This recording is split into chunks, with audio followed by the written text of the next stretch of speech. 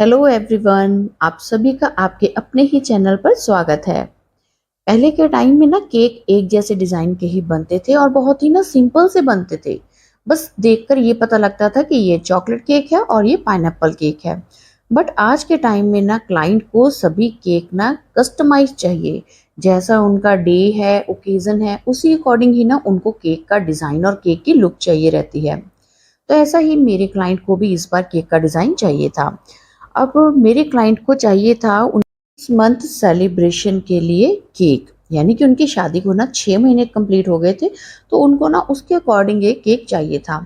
मेरे क्लाइंट ने सुबह 10:30-11 बजे मुझे कॉल की कि क्या आप शाम को 6 बजे तक ये केक रेडी करके और आप डिलीवर भी करवा सकते हैं। तो मैंने उनसे केक का डिज़ाइन पूछा, तो उन्होंने कहा कि उनको ना केक हाफ लुक में चाहिए। मीन टू से कि जैसा आजकल ट्रेंड है ना कि half way to one design के लिए केक को सेमी सर्कल शेप में बनाया जाता है, बस वैसा डिज़ाइन उनको चाहिए था।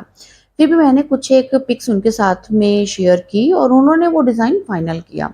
अब उन्होंने कहा जो केक की डेकोरेशन है ना वो आप थोड़ा-सा फॉन्डेंट के साथ में कर दीजिए, और उनको ना आर्टिफिशियल फ्लावर्स बिल्कुल नहीं चाहिए, और रियल फ्लावर्स के साथ में उनको केक की लुक इस टाइम पर नहीं चाहिए थी 6 मंथ कंप्लीट सेलिब्रेशन के लिए।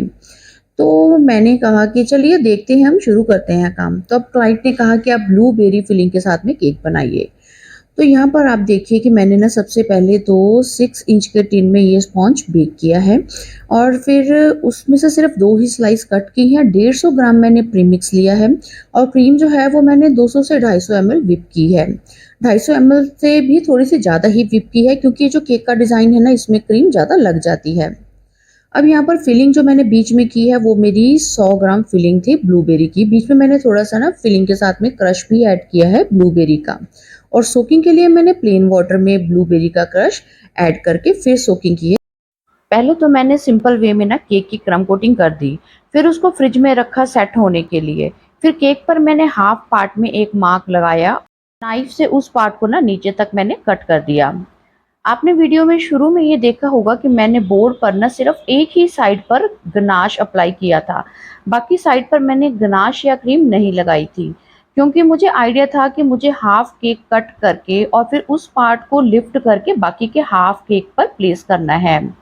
तो यहाँ पर आपने देखा कि मैंने हाफ केक कट किया, फिर उस हाफ पार्ट को ना डावल एंड पैलेट नाइफ की हेल्प से लिफ्ट करके मैंने बाकी के हाफ केक पर प्लेस कर दिया था। कहने का मतलब ये है कि अब इस केक की जो शेप है ना वो सेमी सर्कल बन गई थी। सो अगर आपको हाफ वे टू वन की शेप में केक बनाना है तो ऐसी शेप का डिज़ाइन बनता है। तो यहाँ पर ना आज मेरे पास एक तो टाइम भी पूरा ही था, और ऊपर से ना मुझ पर थोड़ा-सा प्रेशर भी था कि मुझे लिमिटेड टाइम में केक बनाकर फिर चिल्ड करके अच्छे से सेट करके क्लाइंट तक टाइम से भिजवाना भी था। सो सबसे पहले आपने देखा कि मैंने जो हाफ केक कट किया था, वहाँ से जो केक की फिलिंग है ना वो नज़र आ रही थी। सो सबसे पहले तो मैंने थोड़ी-सी क्रीम लगाई और उस वाले पार्ट को क्रीम लगाकर मैंने हाइड किया। फिर केक की फाइनल आइसिंग करने के लिए ना मैंने पीच कलर चूज़ किया था।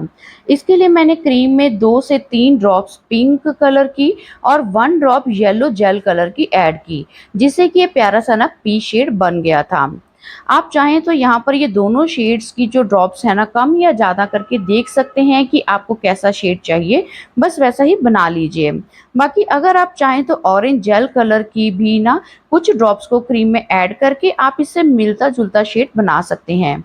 तो इस शेड के साथ में मैंने सारे केक की आइसिंग को कंप्लीट किया है। जब आपको ऐसी शेप में केक पर फाइनल आइसिंग करनी होती है ना, तो टाइम भी ज़्यादा लगता है और मेरे अकॉर्डिंग ना क्रीम भी थोड़ी-सी ज़्यादा लग जाती है। तो आप ऐसे डिज़ाइन के लिए पहले से ही थोड़ी-सी एक्स्ट्रा क्रीम व्हिप कर लीजिए। तो अब जो डिज़ाइन मैंने चूज़ किया था ना, उसके अकॉर्डिंग मुझे ये सारा केक रेडी करना था विद एडिबल वेफर टॉपर, जो कि मेरे पास पहले से ही था। तो मैंने जब क्लाइंट के साथ में इस डिज़ाइन को शेयर किया, तो उनको भी ये डिज़ाइन और ये आइडिया पसंद आया। अब इसको लगाना कैसे है वो मैं आपको बताती हूँ। पहले तो मैंने ना नीचे फॉन्डेंट का रोल किया। जो फॉन्डेंट है वो बहुत ज़्यादा थिक भी नहीं होना चाहिए और बहुत ही ज़्यादा पतला भी नहीं होना चाहिए। तो आगे भी मैं आपको दिखाती हूँ पास से कि मैंने इसकी जो फॉन्डेंट की मोटाई है वो कितनी ली थी। तो इसके ऊपर मैंने हल्का सा पानी लगाया फॉन्डेंट के ऊपर, बहुत ही हल्का सा स्प्रे करना है आपने, अगर ज़्यादा पानी लगाया तो आपका टॉपर खराब हो जाएगा। फिर इसके ऊपर मैंने टॉपर को रखा और हल्का सा रोलिंग पिन से रोल करते हुए और फिर मैंने इसको इसके ऊपर ना स्टिक कर दिया। और इसकी बैक साइड पर ना मैंने चॉकलेट भी लगाई है, सो दैट ये फॉन्डेंट केक के कांटेक्ट में आने से मॉइस्चर ना पकड़े, और क्योंकि हम बैक साइड पर चॉकलेट लगाते हैं तो वो काफ़ी देर तक स्टेबल रहता है फॉन्डेंट वाला काम केक के ऊपर, क्रीम वाले केक के ऊपर। तो अब यहाँ पर मेरे पास हाफ वे टू वन वाला टॉपर भी था, उसको और ये जो एडिबल वेफर टॉपर है इन दोनों को मैंने केक के फ्रंट साइड पर लगाया। अब क्लाइंट ने कहा था कि उनको एस एंड ए अल्फ़ाबेट के ना हार्ट शेप में आप फॉन्डेंट के साथ में रेडी कर दीजिएगा टॉपर। तो वो मैंने टॉपर रेडी किए और उसको केक के टॉप पार्ट पर प्लेस किया। कुछ मैंने यहाँ पर एडिबल बटरफ्लाइज लगाई हैं क्योंकि क्लाइंट चाह रहा था कि ज़्यादा डिज़ाइन जो है ना वो एडिबल टॉपर्स के साथ में रेडी हो। अब बाई चांस मेरे पास ना ये एक छोटा सा अम्ब्रेला भी था, इसको भी ना मैंने जो एस एंड ए वाले मेरे टॉपर थे उसके ऊपर प्लेस कर दिया। तो इतना सा ही करने से ना केक की लुक जो है ना एकदम डिफरेंट सी बन गई थी। जब मैंने क्लाइंट के साथ में इसकी फ़ोटो शेयर की तो उनको ये डिज़ाइन बेहद पसंद आया और नेक्स्ट डे उन्होंने इस केक के टेस्ट की भी बहुत ही तारीफ़ की। तो जो उनका मैसेज था उसको मैंने फॉन्डेंट के ऊपर रखा और बोर्ड पर आगे स्टिक कर दिया था, और यहाँ पर साइड पर हमने एक कैंडल भी बोर्ड के ऊपर ही प्लेस कर दी है।